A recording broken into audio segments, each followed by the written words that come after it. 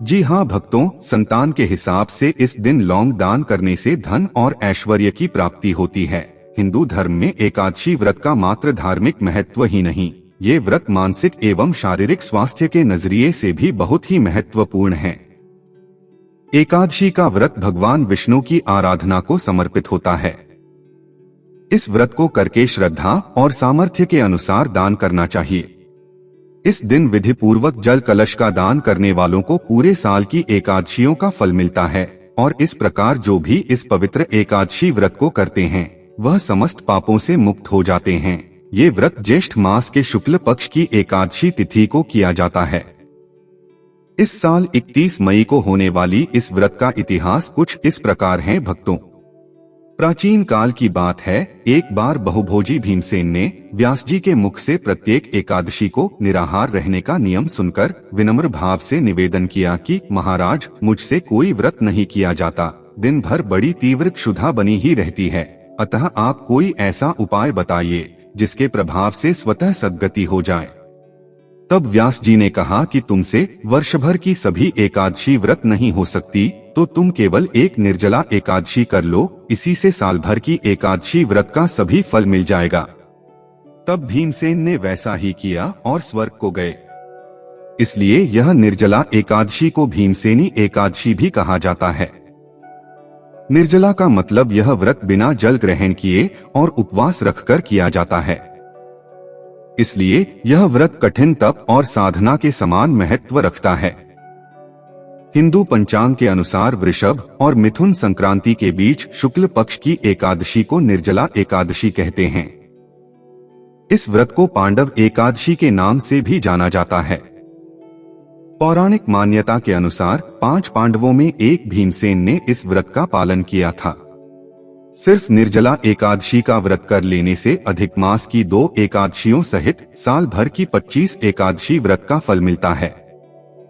जहां साल भर की अन्य एकादशी व्रत में आहार संयम का महत्व है, वहीं निर्जला एकादशी के दिन आहार के साथ इस व्रत में जल ग्रहण नहीं किया जाता है, यानी निर्जल रहकर व्रत के नियमों का पालन किया जाता है।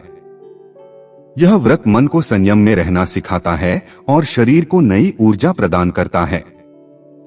इस व्रत को पुरुष और महिलाएं दोनों द्वारा किया जाता है। व्रत का विधान इस प्रकार है भक्तों। आचमन के बाद अगले दिन सूर्योदय तक पानी का त्याग करना अति आवश्यक है। अगले दिन सूर्योदय तक कम बोलें और अगर आपसे हो सके तो मौन धारण भी कर सकते हैं। दिन भर नींद का त्याग करना होगा।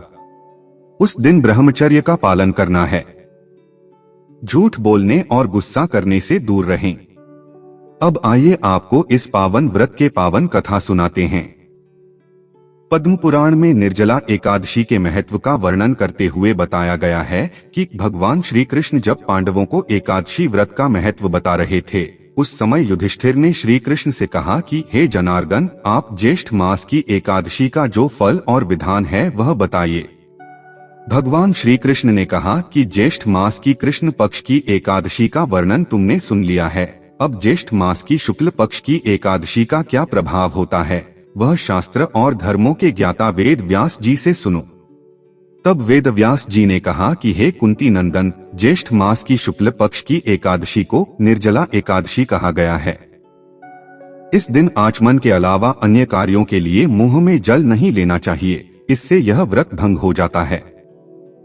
इस दिन सूर्योदय से लेकर अगले दिन सूर्योदय तक जल को ग्रहण नहीं करना चाहिए। व्यास जी की बातों को सुनकर भीमसेन बोल उठे, हे महाबुद्धिमान पितामह, मेरे सभी भाई द्रौपदी सहित एकादशी का व्रत करते हैं, लेकिन मेरे पेट में वृक नामक अग्नि हमेशा जलती रहती है, जिससे मैं भूखा नहीं रह सकता। जब तक मैं जी भरकर भोजन न कर लूं यह अग्नि शांत नहीं होती। इस पर व्यास जी ने कहा कि अगर तुम्हें स्वर्ग की अभिलाषा है तो तुम्हें एकादशी का व्रत करना ही चाहिए। भीम के ऐसे कहने पर व्यास जी ने कहा कि फिर तुम पूरे साल की एकादशी का फल देने वाली निर्जला एकादशी का व्रत जरूर करो।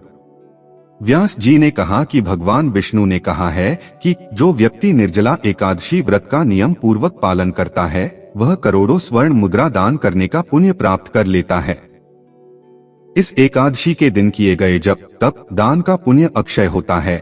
यानी वह अनेक जन्मों तक लाभ देता है। जो व्यक्ति इस एकादशी का व्रत करते हैं उनके सामने मृत्यु के सामने यमराज के दूत नहीं आते, बल्कि भगवान विष्णु के दूत जो पीतांबर धारण किए होते हैं वह विमान में बैठाकर अपने साथ ले जाते हैं। पद्म पुराण में कहा गया है कि निर्जला एकादशी व्रत की कथा को कहने और सुनने से भी ग्रहण के दौरान किए गए दान के बराबर पुण्य प्राप्त हो जाता है। ज्येष्ठ मास में शुक्ल पक्ष की जो शुभ एकादशी होती है उसका निर्जल व्रत करना चाहिए। उस दिन श्रेष्ठ ब्राह्मणों को शक्कर के साथ जल के घड़े दान करने चाहिए और जितनी संतान हो उतना लौंग किसी ब्राह्मण को दान करने से संतानों को धन ऐश्वर्य की प्राप्ति होती है। ऐसा करने से मनुष्य भगवान विष्णु के समीप पहुंचकर आनंद का अनुभव करता है। इसके बाद द्वादशी को ब्राह्मण भोजन कराने के बाद स्वयं भोजन करे। जो इस प्रकार पूर्ण रूप से पापनाशिनी एकादशी का व्रत करता है वह सब पापों से मुक्त हो आनंदमय पद को प्राप्त होता है। यह सुनकर भीमसेन ने भी इस शुभ एकादशी का व्रत करना आरंभ कर दिया और उस दिन से निर्जला एकादशी व्रत हिंदू धर्म में प्रचलित है। तो ये जानकारी आपको कैसा लगा कमेंट में जरूर लिखें। अगर अच्छा लगा हो तो वीडियो को लाइक करें, दोस्तों को शेयर करें और चैनल को सब्सक्राइब करके दरबार की घंटी जरूर बजा दें। ईश्वर आपके जीवन के सारे कष्टों का निवारण अवश्य करेंगे।